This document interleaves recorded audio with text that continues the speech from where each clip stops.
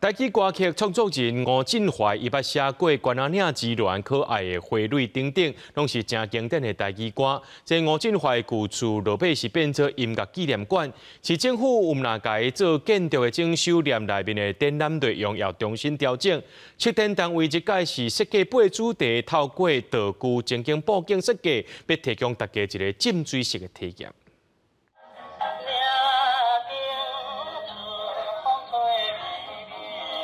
拍开去盘的拖，当咧唱的是经典作品《关仔岭之恋》。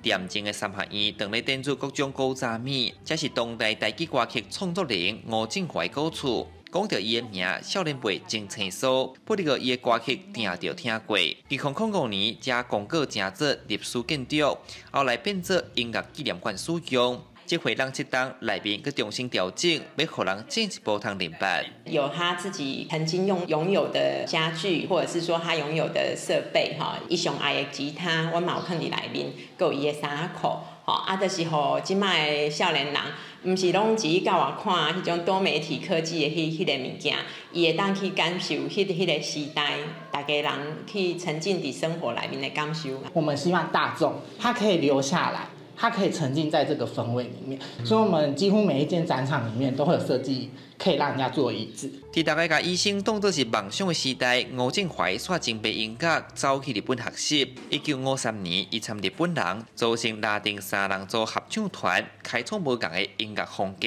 包括各地去巡回演唱。1956年是台语流行歌的天下，伊一生计共创作200多首歌，爸爸指导过黄一玲甲洪英红等人，对母语歌曲贡献真多。透过这个吴老师的故居，